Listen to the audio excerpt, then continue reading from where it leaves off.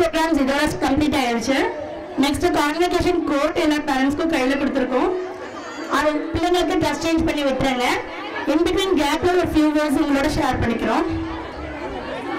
First of all எங்களை நம்பி பிள்ளைகளை எங்ககிட்ட ஒப்படைச்ச, அதாவது ஐ மீன் எங்க ஸ்கூல்ல சேர்த்து என்னுடைய பேரண்ட்ஸ்க்கு ரொம்ப நன்றிகள். இவ்வளவு நேரம் பொறுமையா வெயிட் பண்ணி எங்களோட குழந்தைய போல உட்கார்ந்துருக்க எங்களுடைய சீஃப் கெஸ்ட் 2 பேருக்கும் எங்களுடைய நன்றிகள். எல்லாத்துக்கும் மேலே இந்த இயர் கம்ப்ளீட் ஆகிறதுக்கு ஆனி மேம் என்னை பத்தி நிறைய சொன்னாங்க. பட் ஆனா இது எல்லாமே என்னால தனியா பண்ணியிருந்தா கண்டிப்பா சாத்தியம் கிடையாது. ஃபுல் சப்போர்ட்டிவா இந்த ஃபர்ஸ்ட் சப்போர்ட் பாத்தீங்கன்னா நான் டீச்சிங் ஸ்டாஃப். என்னுடைய மிகப்பெரிய நன்றிகளை என்னுடைய நான் டீச்சிங் ஸ்டாஃப் முதல்ல சொல்லிக்கிறேன். உங்க ஒவ்வொரு பிள்ளைகளுக்கும் அவங்க செஞ்சிருக்க சேவைகள் வந்து அதிகம். அதே மாதிரி உங்களுடைய பிள்ளைகளை எங்களோட பிள்ளைகளா பார்த்து என்னுடைய டீச்சர்ஸ் எல்லாரும் என்னுடைய கோவர்க்கர்ஸ்க்கும் என்னுடைய நன்றிகளை தெரிவிச்சுக்கிறோம். இந்த ப்ரோக்ராம்க்கு அரேஞ்ச் பண்ணி கொடுத்த மிஸ்டர் ரங்கநாதனுக்கு எங்களுடைய நன்றிகளை தெரிவிச்சுக்கிறோம். இந்த ப்ரோக்ராமுக்கு கொடுக்க போற சர்டிபிகேட்ல இருந்து பேனர்ல இருந்து எல்லாமே டிசைன் பண்ணி கொடுத்த மிஸ்டர் தீனா அவங்களுக்கும் எங்களுடைய நன்றிகளை தெரிவிச்சுக்கிறோம். கொஞ்சம் அமைதியா இருங்க பேரண்ட்ஸ். ஹாப்பி டைம்ஸை பொறுத்த வரைக்கும் பிள்ளைகளை வந்து நாங்க பூக்களாக வளர்க்கணும்னு ஆசைப்படவே இல்லை. ஏன்னா பூக்கள்னு பாத்தீங்கன்னா இன்னைக்கு ஒரு நாள் பூத்துட்டு நாளைக்கு பூக்கள் வந்து மாறிடும். பட் ஆனா நாங்க ஹாப்பி டைம்ஸ்ல படிக்கிற ஒவ்வொரு மாணவ மாணவிகளையும் செடிகளாக உருவாக்கணும்னு நினைக்கிறோம். ஏன்னா அப்பதான் அவங்க பூத்திட்டே இருப்பாங்கன்றதுக்காக. இன்னொரு சமீபத்தில் பாத்தீங்கன்னா ஒரு ஃப்ராக் ஸ்டோரி ஒன்று நான் படித்தேன். ஒரு கேரக்டர் வந்து ஒரு ஃப்ராகை வச்சுட்டு ஒரு எக்ஸ்பெரிமெண்ட் செஞ்சாங்க. செய்யும்போது பாத்தீங்கன்னா தாவு அப்படின்னு சொல்லி சொன்னாங்க. தாவுன்னு சொல்லும் போதெல்லாம் அவங்க தவளை வந்து தாவற மாதிரி பழகி வச்சிருந்தாங்க. முதல்ல என்ன பண்ணாங்க, ஒரு கால் தவளையுடைய ஒரு காலை மட்டும் உடைச்சிட்டு அந்த தவளையை தாவு அப்படின்னு சொல்லி சொன்னாங்க. அந்த தவளையால முடியல, பட் ஆனா தாவிடுச்சு. இன்னொரு காலையும் உடைச்சிட்டு அந்த தவளையை தாவுன்னு சொன்னாங்க. ரொம்ப கஷ்டப்பட்டு தவளை ஆனா தாவிடுச்சு. 3வது காலையும் உடைச்சிட்டு தவளையை தாவுன்னு சொன்னாங்க. அப்போ தவளையால சுத்தமா முடியல, இருந்தாலும் இருக்க ஒரு காலை பயன்படுத்தி அந்த தவளை தாவிடுச்சு. ஃபைனலா பாத்தீங்கன்னா 4வது காலையும் உடைச்சிட்டு தவளையை தாவுன்னு சொன்னாங்க. ஆனா தவளையால தாவ முடியல, ஏன்னா 4 காலுமே இல்ல. சோ தவளையால தாவ முடியல. ஆனா எக்ஸ்பெரிமெண்ட் பண்ணாங்க. முடிவு எப்படி தெரியுமா எழுதினாங்க, 4 கால்களையும் உடைத்த பிறகு தவளைக்கு காது கேட்காமல் போனது. 4 கால்களையும் உடைத்த பிறகு தவளைக்கு காது கேட்காமல் போனதுன்றாங்க. இதை ஏன் சொல்றேன்னா, என்னுடைய பேரண்ட்ஸும் இல்லை, எல்லா பேரண்ட்ஸுமே என்ன நினைக்கிற, படிப்பை தவிர வேற எதுல பிள்ளைங்க இன்ட்ரெஸ்ட் காட்டினாலும் அதை நம்ம அக்செப்ட் பண்றதே இல்லை. அப்ப எப்படி பிள்ளைகளால சாதிக்க முடியும்? ஆனா சொல்லப்போது என்ன சொல்றோம், உங்களுக்கு வேண்டிய எல்லாமே தானே செய்யணும், ஆனா ரிசல்ட் கொடுக்க மாட்டீங்கன்னு சொல்லிட்டு பிள்ளைங்க மேலேயே தவறுகளை வந்து திணிக்கிறோம். பிள்ளைகளுடைய கிரியேட்டிவ் இன்ட்ரெஸ்ட்க்கு இம்பார்ட்டன்ஸ் கொடுங்க. பேரண்ட்ஸ்க்கும் சரி டீச்சர்ஸ்க்கும் சரி அன்பும் அக்கறையும் ரொம்ப முக்கியம். அதை விட ஒழுக்கமும் நேர்மையும் ரொம்ப ரொம்ப அவசியம். தப்புனா தப்புன்னு சொல்லிக் கொடுங்க. தவறாக பிள்ளைகளுக்கு சாதாரணமா சப்போர்ட் பண்ணாதீங்க.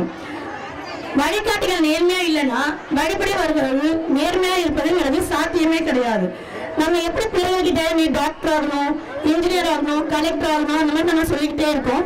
சொல்லும் போதெல்லாம் அப்படி சொல்லிட்டு எல்லா பேரண்ட்ஸுமே சொல்லுவாங்கன்னு நினைக்கிறேன். அப்படி சொல்லும் போதெல்லாம் கூடவே பிள்ளைகிட்ட ஒழுக்கமா இருக்கணும், நேர்மையா இருக்கணும், நல்லவனா இருக்கணும், உண்மை பேசுறவனா இருக்கணும்.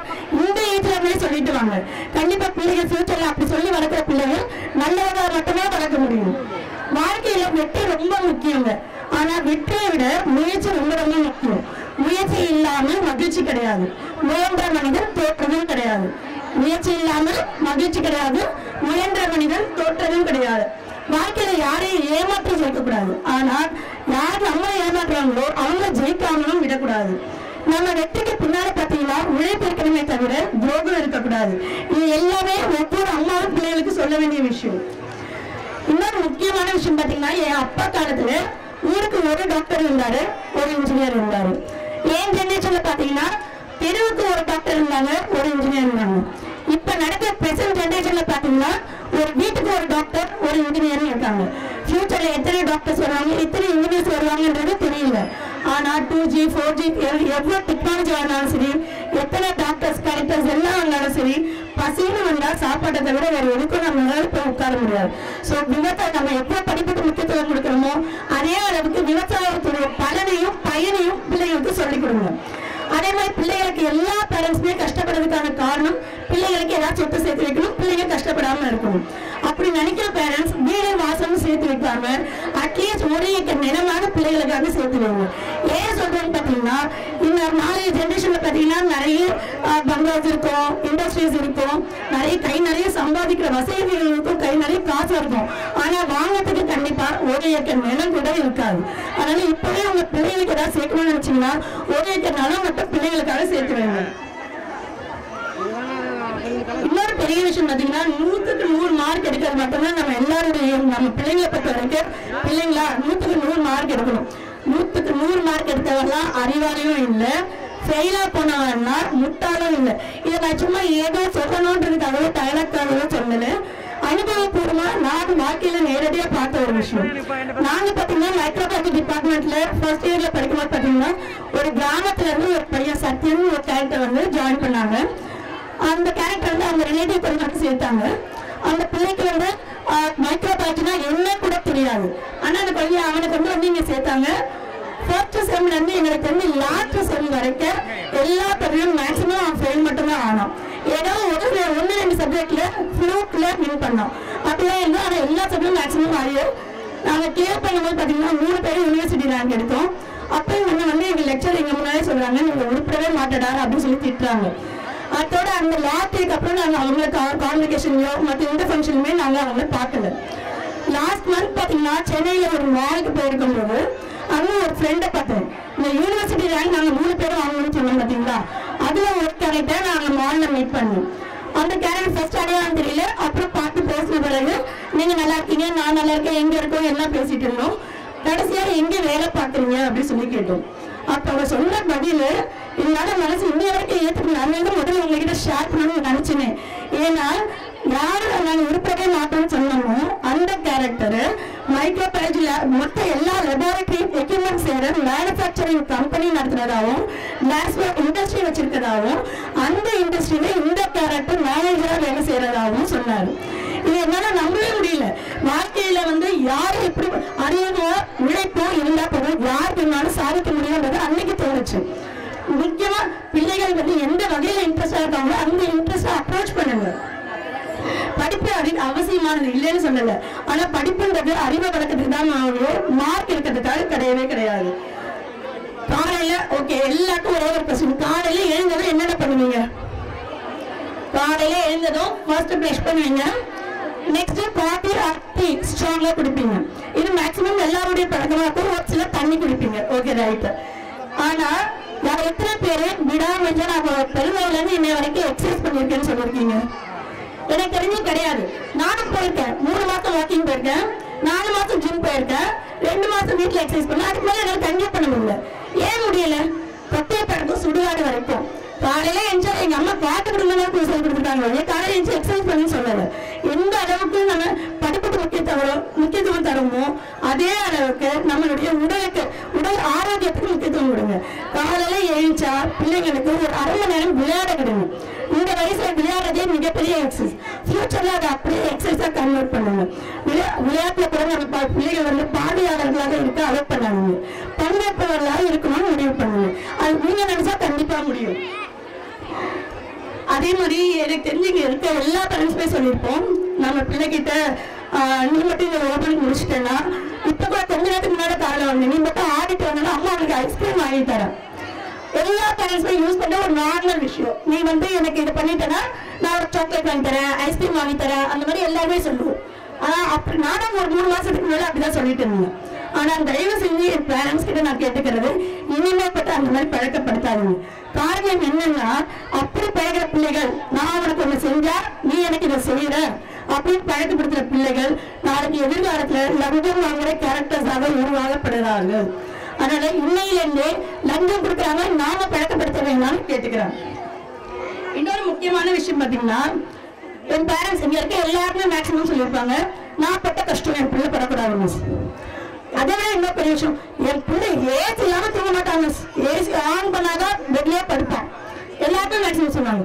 இன்னும் கொஞ்சம் கூட போயிருந்தது சொன்னாங்க, போன் கையில கொடுத்தாதான் மிஸ் ஒரு வாய் சாப்பாடாவது வாங்குறோம், போனோ லேப்டாப்போ காட்டினாதான் மிஸ் என் பிள்ளை வாய் திறந்து ஒரு வாய் சாப்பிடும், வேற என்ன மிஸ் பண்றது அதனால கொடுக்குறேன்னு சொன்னாங்க.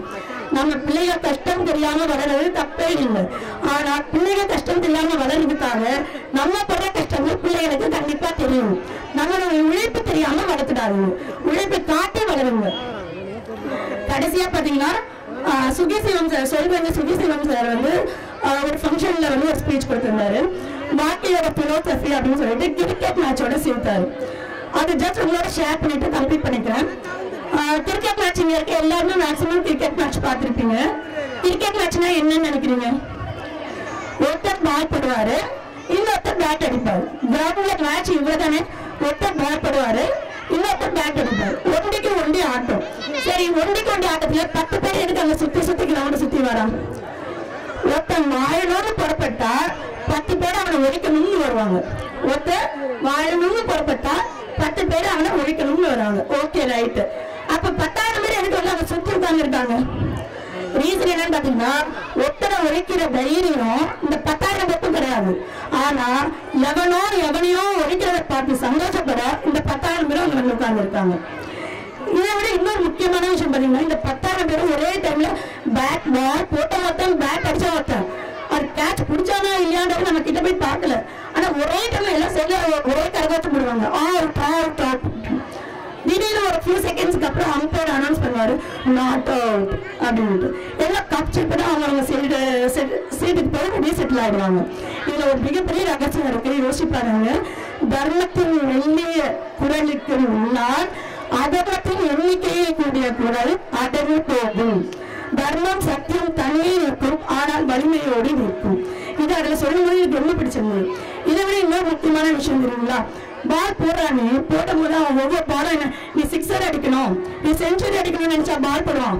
போடும்போது இந்த பாலை நீ ஒரேட்டா அப்படி நினைச்சுதான் போடுவான். நம்ம வந்து பல பேர் வந்து நம்ம வீடுறதுக்கு முயற்சி பண்ணுவாங்க.